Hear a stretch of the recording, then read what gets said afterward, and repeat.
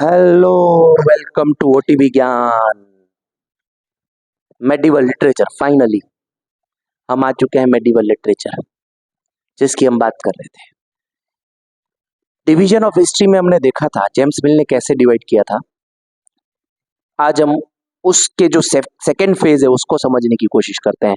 हम 750 से पहले का जो टाइम है वो पढ़ के आए हैं। अब जो लिटरेचर हम पढ़ने वाले हैं which would be from this period, ये इस 1000 साल की बात करेंगे हम, 750 टू 1750। अब देखिए, कहीं ना कहीं आप सर्च करेंगे ना ऑनलाइन नेट में या वगैरह, तो आपको मेडिवल पीरियड आपको कहीं जगह थोड़ा ईयर में फ्लक्चुएशन दिखेगा। 750 से 1750 नहीं दिखेगा, कुछ थोड़ा 10 15 20 साल का ऊपर नीचे दिखाई दे तो घबराने की जरूरत नहीं है। लेकिन बच्चों, एक चीज बता दूं, ये मेडिवल लिटरेचर का एग्जाम में क्वेश्चन पूछा जाता है, कई बार पूछा गया है और पूछा जा सकता है। कॉम्पिटिटिव एग्जाम के लिए जो प्रिपरेशन कर रहे हैं उनके लिए तो medieval literature would be very very helpful, बहुत ज्यादा हेल्पफुल होने वाला है।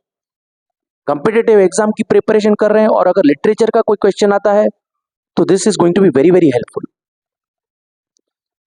सबसे पहले, during the beginning of medieval age in North India the language of literature was Sanskrit. The two great works were written on Kashmir. Kashmir की बातें होती थी। कश्मीर को दुनिया का या भारत का स्विट्जरलैंड कहते हैं और दुनिया का स्वर्ग कहते हैं, भारत का भी स्वर्ग कहते हैं। द फर्स्ट वॉज सोमदेव्स कथा सरित सागर। बुक में ये टाइम नहीं दिया गया है, आप देखिए समझिए, मैं बुक में टाइमिंग हर चीज में डालने की कोशिश करूंगा। टाइमिंग इसलिए डाल रहा हूं मैं क्योंकि आपको पता चले कि ये इस पीरियड से बिलोंग करता है। 1063 से 1081 के बीच में ये लिखी गई है। सोमदेव्स कथा सरित सागर, हियर इट इज कथा सरित सागर। एंड सेकेंड वॉज कालहंस राज तरंगिनी 1148 से 50 के बीच। मतलब राज तरंगिनी है जो बाद में लिखी गई थी, कथा सरित सागर पहले लिखा गया था। कथा सरित सागर 3 वर्ड से बना हुआ है, देखो तो, कथा सरित सरिता, सागर ओशन। ऐसी कथा जो सरिता से ओशन से कनेक्ट करती है, सरिता को ओशन से कनेक्ट करती है। The story which connects river with ocean, कथा सरित सागर, है ना? कुछ नया है ना? नहीं, ओके। द सेकेंड इज कालहंस राज तरंगिनी, तरंग वेव्स, है ना? द हारमोनियस तरंग, तरंग जो लहरें उठती हैं उसकी कहीं ना कहीं बात है। इसमें सपोज ऐसा आपको पूछ सकते हैं कि which was the first book on Kashmir, तो कथा सरित सागर फर्स्ट, कथा सरित सागर थी। सेकेंड राज तरंगिनी था। अगर हमने पिछले कुछ थोड़े वक्त पहले देखा होगा, एक मूवी आई थी कश्मीर फाइल्स। कश्मीर फाइल्स में राज तरंगिनी का जिक्र किया था, देखना थोड़ा। देखिए टाइम पीरियड से आप समझ पा रहे हो कि ये कथा सरित सागर पहले लिखी गई थी और राज तरंगिनी बाद में लिखी गई थी, है ना? याद कैसे रखें? Easy, it's very easy to remember. Okay,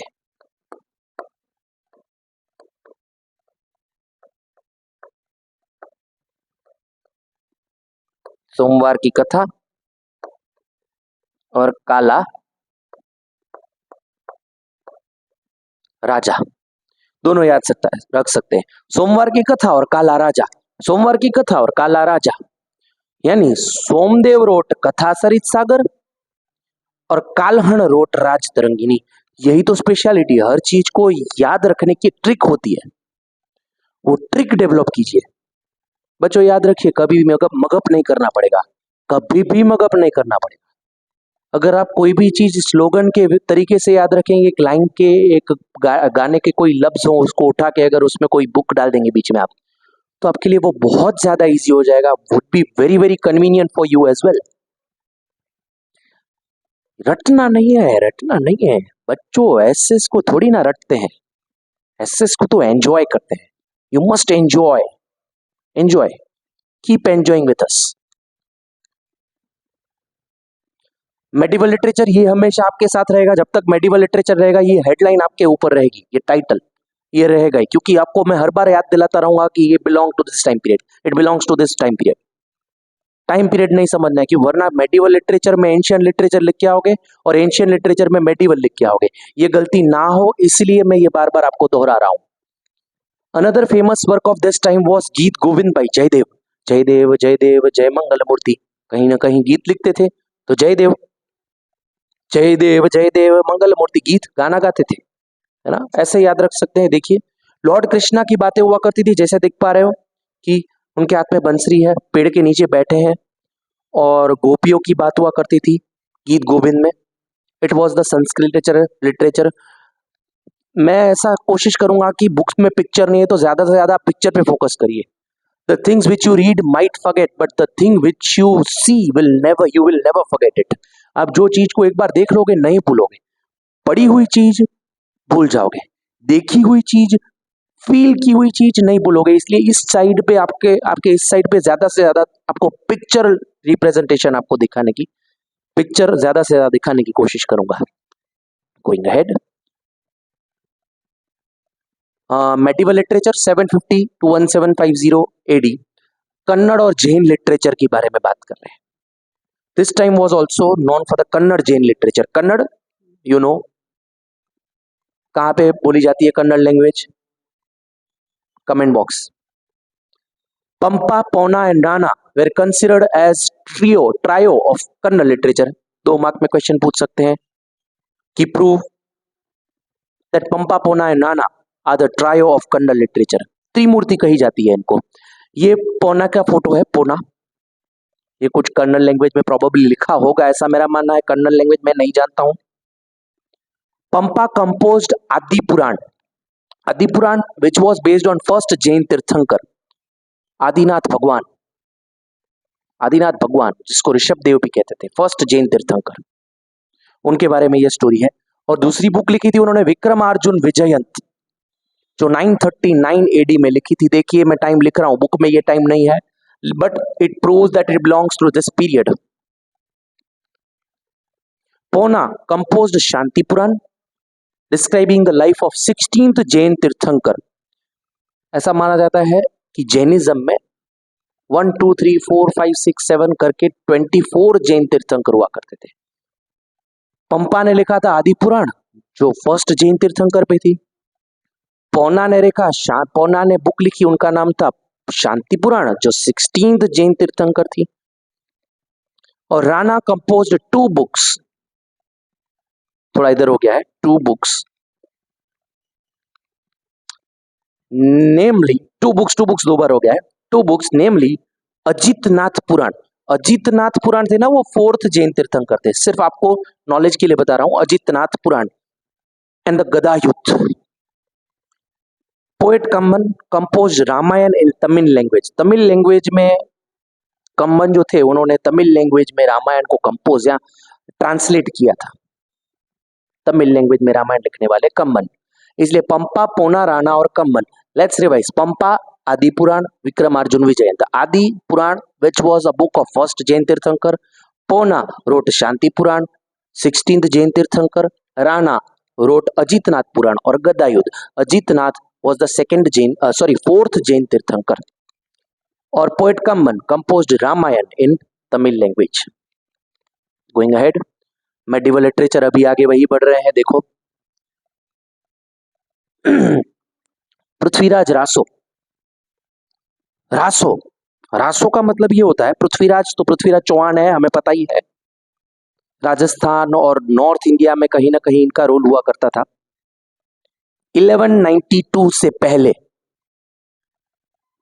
1192 में उनको मोहम्मद शहाबुद्दीन गोरी ने हराया और उनको किडनैप करके ले गए थे। और फिर क्या हुआ था, कैसे पृथ्वीराज चौहान वहां से उन्होंने कैसे बदला लिया, उनके साथ उनके वो प्लान में कौन थे, तो चंद बरदाई जो उनके कोर्ट पोएट थे।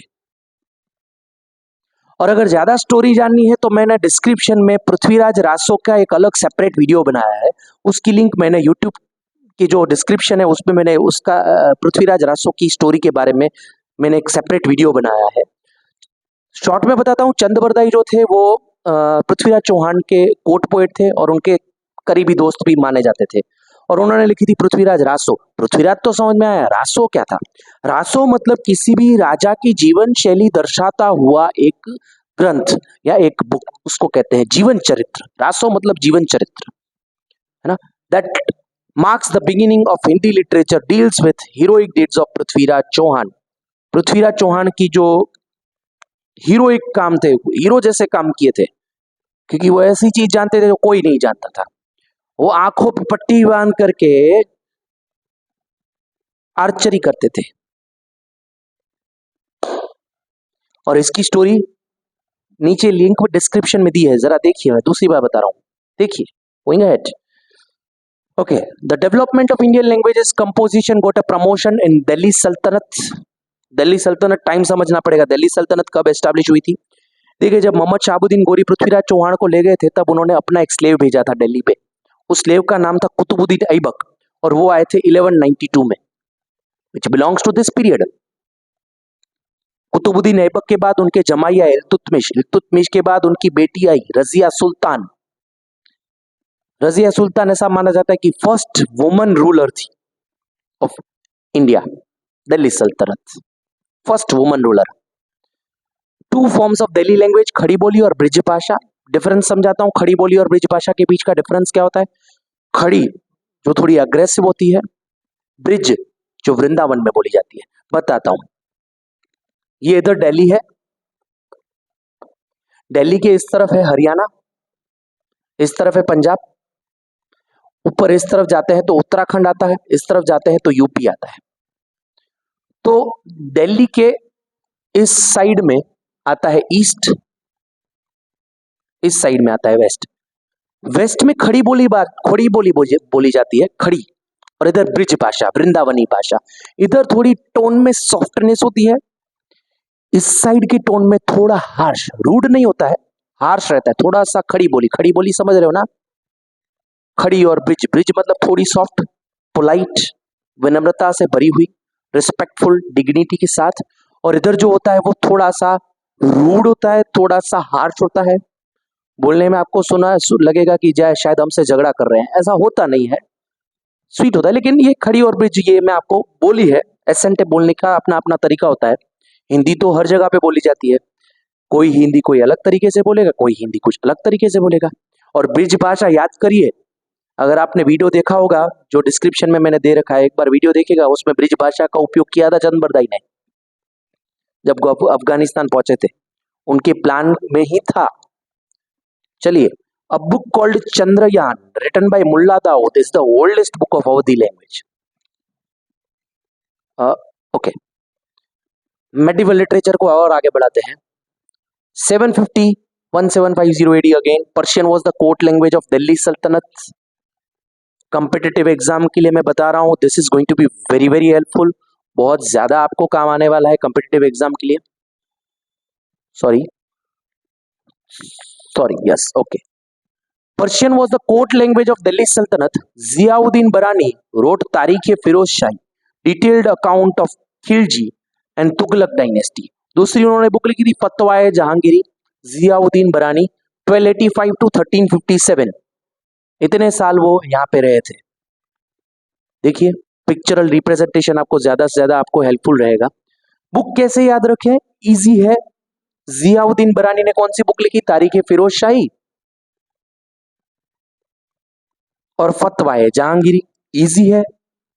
तो कैसे याद रखें? देखिए, जहांगीर ने, लिख देता हूं इधर, जहांगीर ने शाही बिरयानी खाई।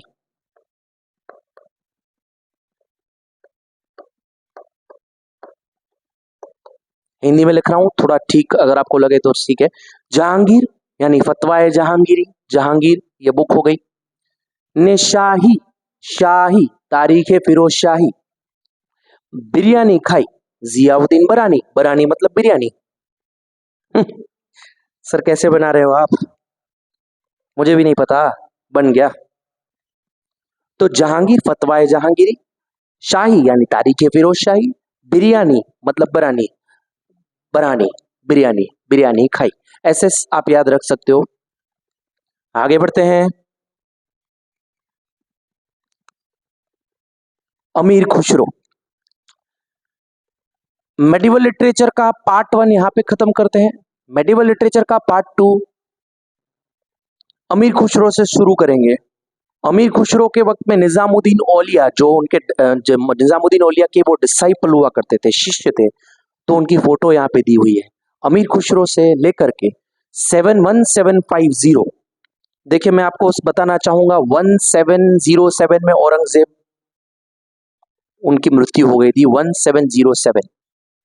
और फिर मुगल एम्पायर में डाउनफॉल आया, तब तक ब्रिटिशर पावर में आ चुके थे। 1757 बैटल ऑफ प्लासी हुई, तब तक वो बहुत पावरफुल हो चुके थे। बंगाल और फिर पूरे इंडिया में उन्होंने अपना राज कायम किया था ब्रिटिशर ने। मेडिवल 1750 तक ही है, उसके बाद मॉडर्न एरा शुरू होगा जिसके बारे में हम कुछ नहीं पढ़ेंगे, और फिर हम एंशिएंट यूनिवर्सिटी को पढ़ेंगे। That would be the last phase of the chapter. Okay, तब तक के लिए बाय एवरीवन, टाटा।